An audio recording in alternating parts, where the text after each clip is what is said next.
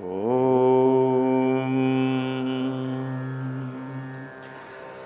प्रणम्य शिरसा देवं गौरीपुत्रं विनायकं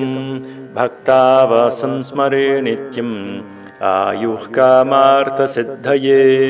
प्रथमं वक्रतुण्डं च एकदन्तं द्वितीयकं तृतीयं कृष्णपिङ्गाक्षं गजवक्त्रं चतुर्थकं लम्बोदरं पञ्चमं च षष्ठं विकटमेव च सप्तमं विघ्नराजं च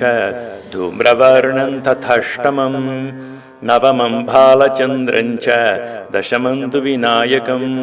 एकादशं गणपतिं द्वादशं तु गजाननं द्वादशैतानि नामानि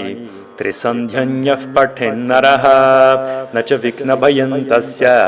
सर्वसिद्धिकरं प्रभो विद्यार्थी लभते विद्यां धनार्थी लभते धनं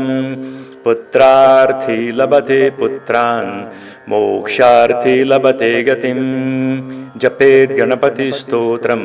षड्भिर्मासैः फलं लभेत् संवत्सरेण सिद्धिं च लभते नात्र संशयः अष्टाभ्यो ब्राह्मणेभ्यश्च लिखित्वा यः समर्पयेत् तस्य विद्या भवेत् सर्वा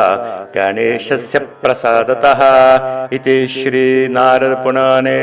सङ्कटनाशनगणेशस्तोत्रं सम्पूर्णम्।